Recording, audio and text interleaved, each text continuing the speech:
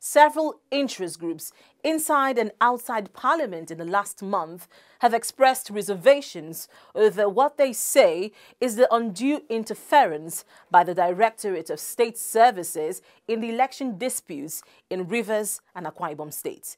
Now, the Senate during the week waded into this matter.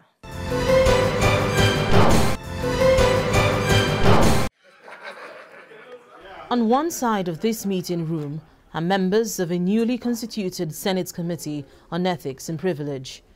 On the other side are officials of the Department of State Services, DSS.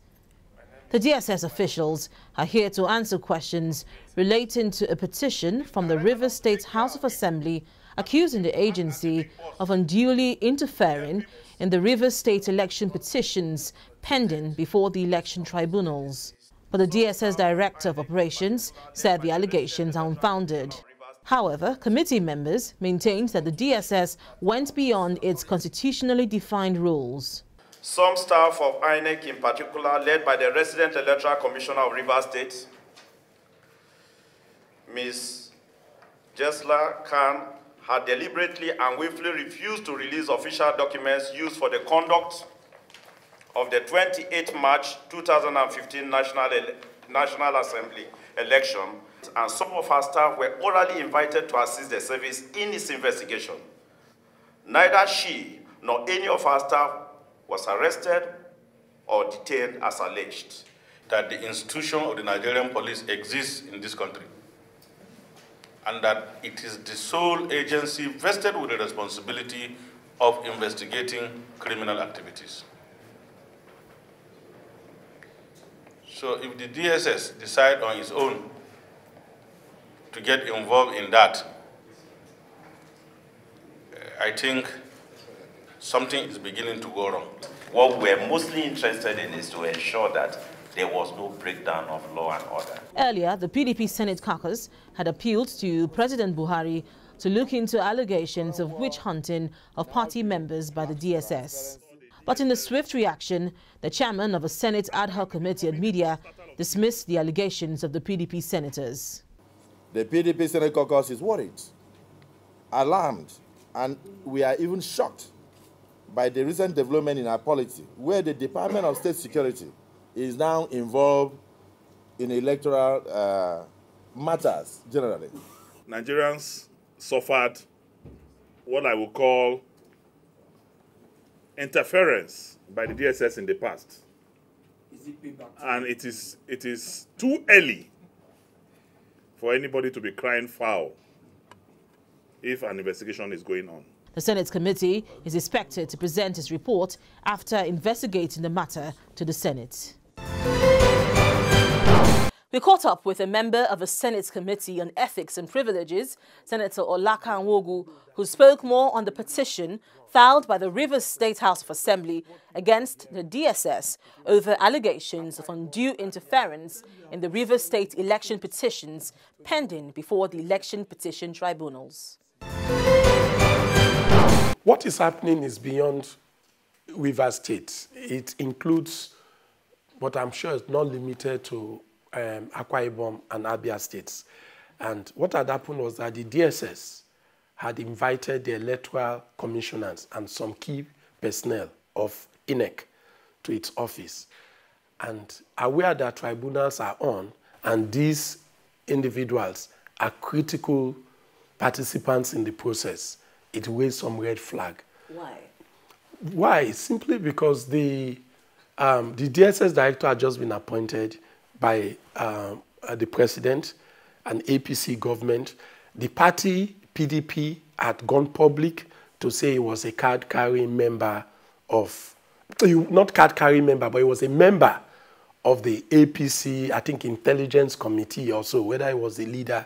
And then the APC has said that was not the case. Now, we are out there trying to find out what they said pictures had been brought and all of that. But the PDP as a party had raised reservations about that appointment, that this individual belongs to a party. Now, suddenly you see a situation where ETEH officials are being invited to the DSS. What for? Why will you invite electoral personnel when the matter is in court. And the process, the electoral process is very clear. Once elections have been concluded, any aggrieved party has a duty, should they choose to exercise, to go to court. In this case, the tribunals. And in these states, the aggrieved parties have gone to court. The tribunals are sitting. Processes are ongoing. Nobody has anything to do there. If the tribunals feel there's anything not right, they will issue necessary directives and orders.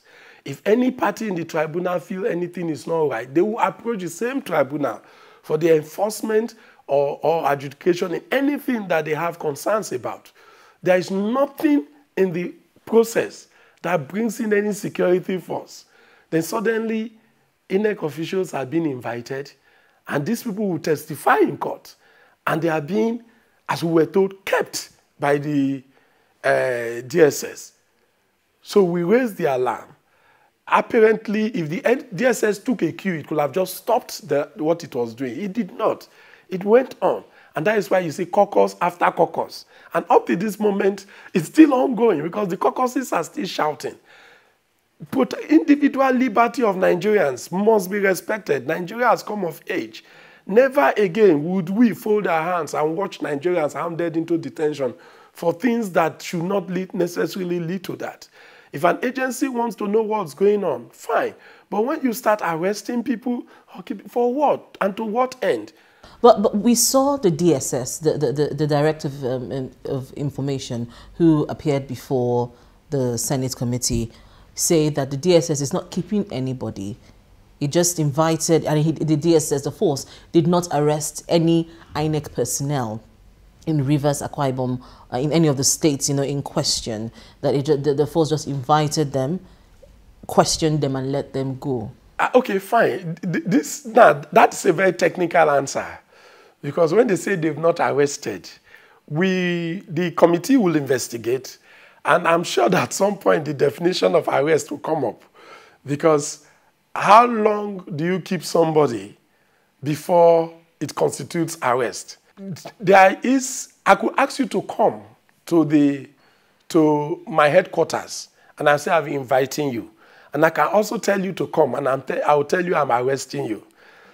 And so what constitutes arrest? I'm sure that the committee will make that definition or make that determination as to whether these are arrests or not. But what we know is that without these people having an option, they had to be at the DSS headquarters, and they were there for a considerable length of time, which ordinarily would be more than what an invited person will spend a guest will spend at the residence of a host. So these are things the committee will determine. Were these just invitations to explain things, or were they arrests? They have said they didn't arrest anybody, and I'm excited at that answer. And I hope that is their mindset. If this is their mindset, then it restores confidence in us that the DSS understands that it cannot arrest Nigerians arbitrarily, arrest INEC officials when matters are in court just like that. Now, the chairman of the Senate committee or ad hoc committee on media and publicity, Senator DINO MELAYE, he briefed journalists yesterday after the briefing from the PDP caucus, and he says it's too early for the PDP to be crying foul over investigation. What the SSS said yesterday confirms that they are determined not to curtail liberties. So that's why I said I was happy to hear them say nobody is in their detention. However, there were some facts that they spoke honestly about that are disturbing. One, they acknowledged that it was a political party that wrote a petition. The same political parties are the tribunal. And the DSS is not the tribunal. Nothing in our laws makes the DSS to do the job of the tribunal or help the tribunal without the tribunal requesting so to do anything. So what is the interference coming from? Why the intrusion? And it became clear yesterday that the PDP was not shouting wolf where they are wearing wolf, because it is the political party that made allegation and the DSS got involved. So with every respect to DINO MELAYE, the PDP was within its rights. But it is also to be understood that it is the committee that will finish its job and lay before the Senate the full facts of what has happened. But imagine facts are clear. If yesterday's proceedings were anything to go by, I think there was already a clear admonition of the DSS that that is not the way to go. Now we saw yesterday Senator Ibn Nala sort of saying that the DSS went above and beyond its constitutionally defined roles in this matter. Absolutely, absolutely. Senator Nala couldn't have put it better. He's one of the most accomplished lawmakers and a very, very objective Nigerian. What he said yesterday should guide not just the DSS, but all the agencies of government. You know, he's the deputy leader of the Senate, he's of the PDP, APC as a party, but he said we have all sworn to an oath to defend the Constitution, and he cannot, as a Nigerian under oath, come here and endorse what is wrong. And he was urging the DSS. He actually was trying to not allow the discussions linger. So he said, listen, this is not for much English. He was trying to help the DSS. He wanted to stop them from talking more and to end the practice. This was not a case of sabotage. This was not a case of subversion, not a case of mutiny.